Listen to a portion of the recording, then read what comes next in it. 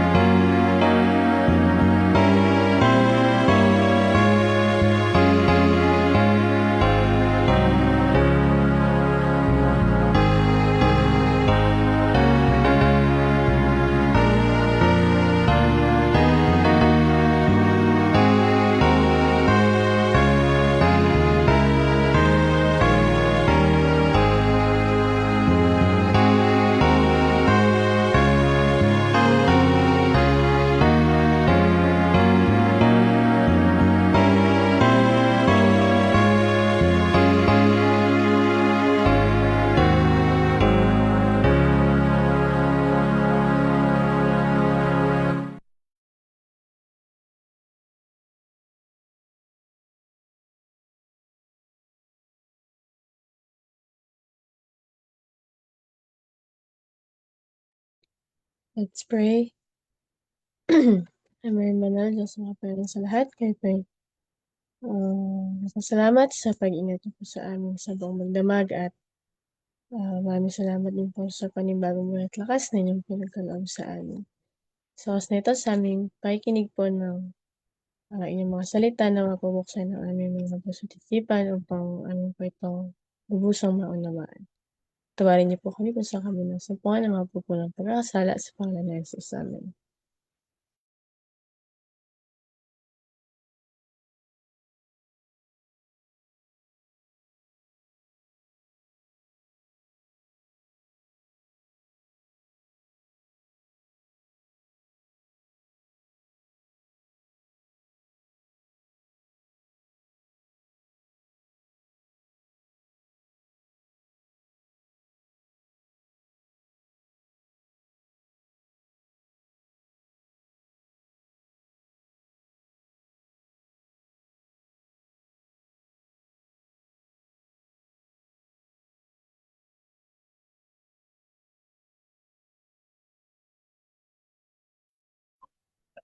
Yan, magandang umaga po sa ating lahat. Ang title po ng ating devotion ngayong umaga is Schemes of Satan.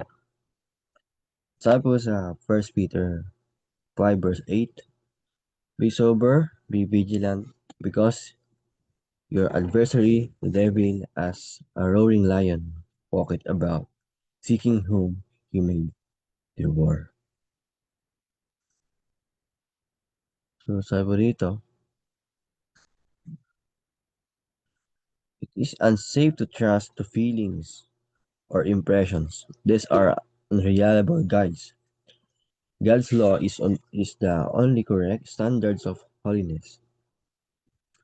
It is by the law that the character is to be judged. If an inquirer after salvation were to ask, "What must I do to inherit eternal life?" the modern teachers of sanctification would answer, "Only believe that Jesus saves you." But when Christ was asked this question, he said, "What is written in the law? How readest thou?" And when the questioner replied, "Thou shalt love the Lord thy God with all thy heart, and thy neighbor as thyself," Jesus said, "Thou hast answered right these two, and thou shalt live." So, ito nga po na sinasabi dito na huwag tayo magtiwala o umasa, umasa lang sa feelings o emotions natin. Kasi ang feelings nagbabago.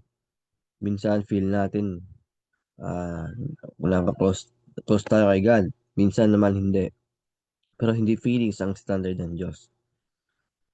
Sabi dito na ang law of God ang tamang standard para malaman kung tama ang ating character.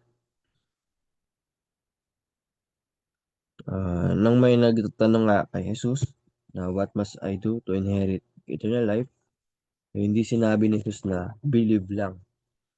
Ang sagot niya ay ano ang nakasulat sa law. At nang sagutin ng tao na mahalin ang Diyos at ang kapwa, sinabi ni Jesus, tama ang sagot mo. Gawin mo ito at mabuhay ka. So, hindi sapat nang sabihin nating mahal ko si Jesus. So, dapat makita yun sa obedience at paraan ng ating pamuhay.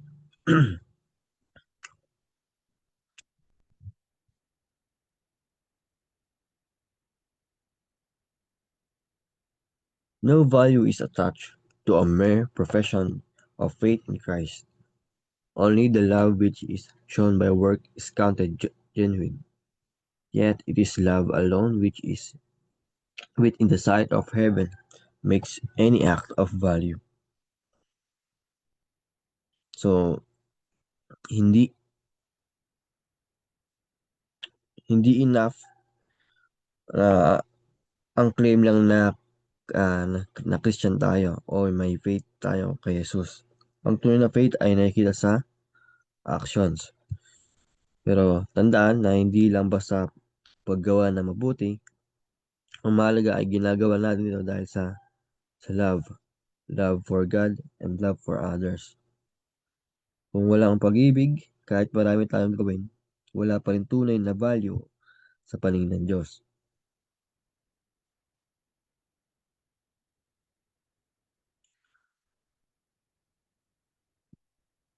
The hidden selfishness of men standards revealed in the books of heaven.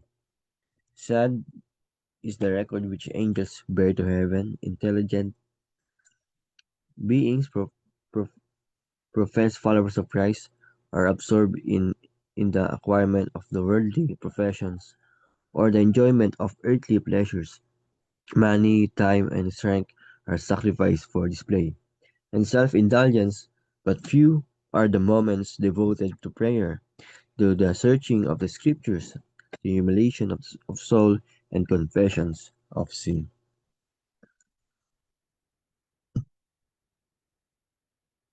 So, alam ng Diyos kahit ang mga secret motives natin, walang nakakatago sa Kanya. So, sabi rito, maraming tao ang ibinubuhos ang oras, lakas, at pera sa trabaho, negosyo, o entertainment o sa sarili.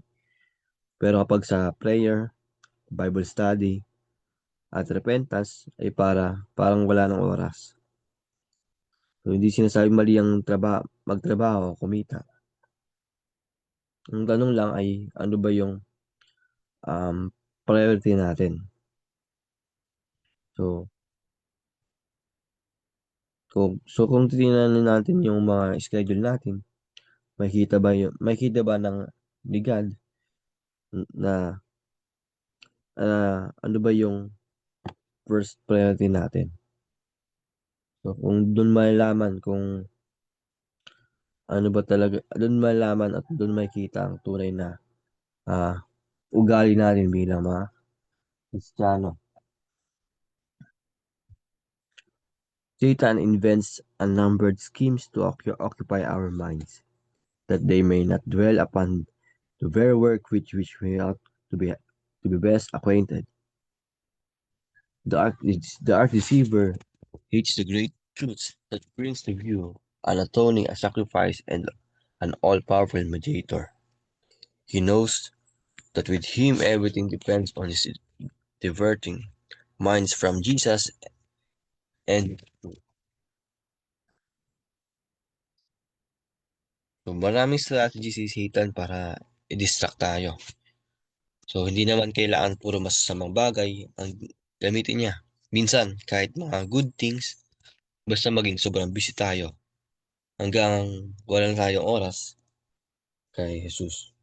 So, alam ni Satan na kapag mas nakikilala natin si Jesus at ang kanyang sacrifice is mas lalo tayong lalapit sa Diyos. Kaya ginagawa niya lahat para ilihis ang attention natin. Kaya nga, napaka-importante na meron tayong daily devotion. Para kahit ilang minuto lang, para lagi tayong connected kay God. At yun nga, lagi rin tayong napapaalalahanan.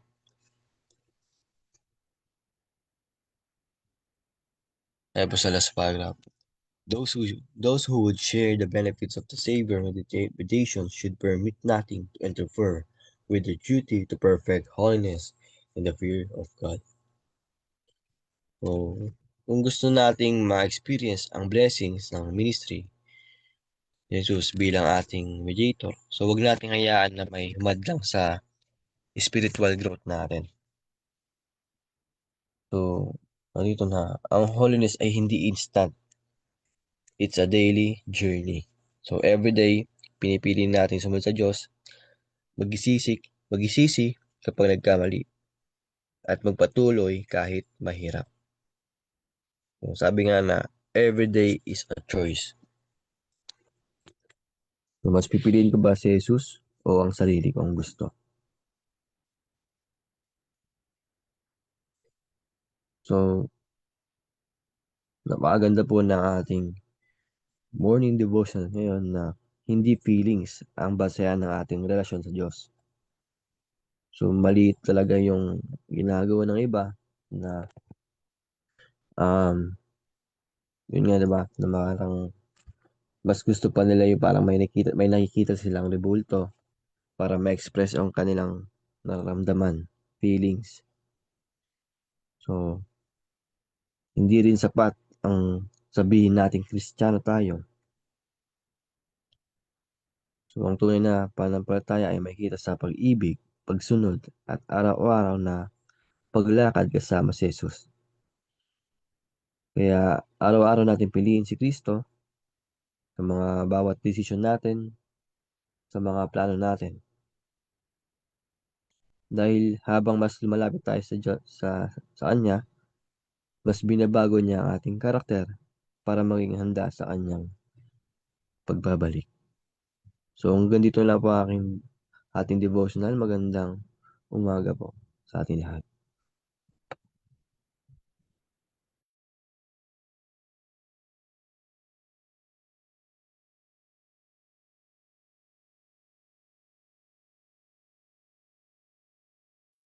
Ayan, so maraming salamat po, Brother Jappy, sa inyo pong pangunguna sa amin.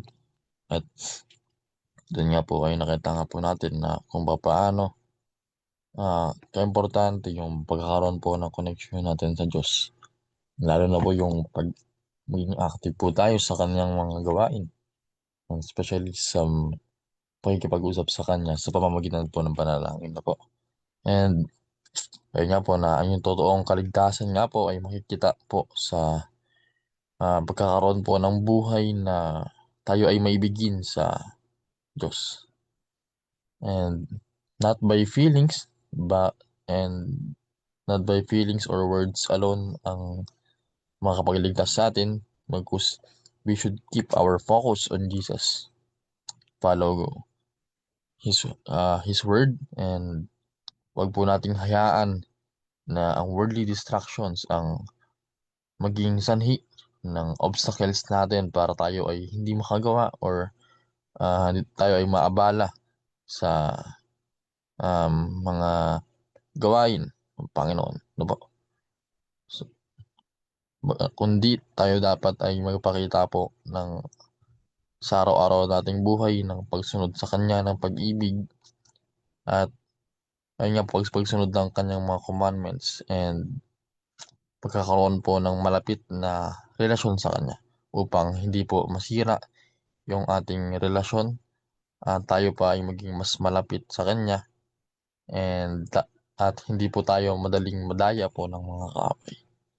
So dito na po nagtatapos, and tayo na po dumako na sa ating pagtatapos sa pamamagitan ng closing song and closing prayer po ng ating speaker.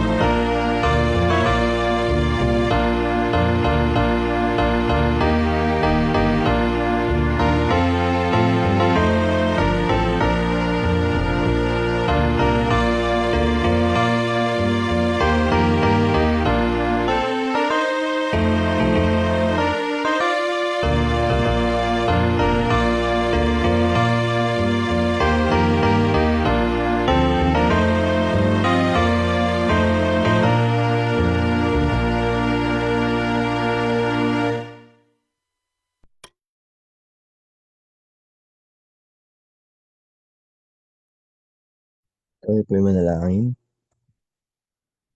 Mapagpalang Diyos na taas ang panalangit. Maraming salamat po sa mga salita na aming mga narinig ngayong umaga. Salamat po sa pagpapaalala na ang aming gabay ay hindi ang aming damdamin, kundi ang iyong salita at kautusan. Tulungan mo kaming magkaroon ng tunay na pananampalataya na may kita sa aming mga pag-ibig at pagsunod sa iyo. Patawarin niyo po kami sa aming mga pagkukulang at alisin ng anumang mga hadlang sa amin para paglapit sa inyo. At ilayo niyo po kami sa mga tukso at pang-abala ng kaaway. At bigyan niyo po kami ng pusong laging naghahanap sa iyo sa pamagitan ng panalangin at pag-aaral ng inyong salita. Naway patuloy mo po kaming baguhin upang maging katulad ni Kristo at ihanda kami sa kanyang malapit na pagbabalik. Improve mo rin po ang aming mga talento na inyong binigay sa amin upang magkaroon po kami ng may maging blessing at makatulong po sa iba. Ito po ang aming dalangin sa pangalan ni Jesus. Amen.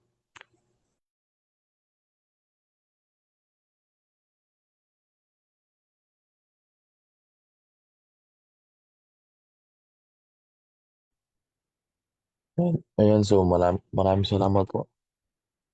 Lord, dapat sa inyo po pangunguna sa amin at ganoon din po sa din po sa mga nakasubaybay din po sa Facebook Live at mga kasama namin at ngayon dito sa Zoom. At binabati ko po kayo at inaanyayahan ko po kayo mamayang gabi po sa ating evening devotional para sa evening devotional sa ganap po na 6 p.m. at bukas naman po ng morning devotional po ng ganitong oras ng 5 a.m. At muli, magandang umaga po sa ating lahat and God bless us all. Yung paa mo.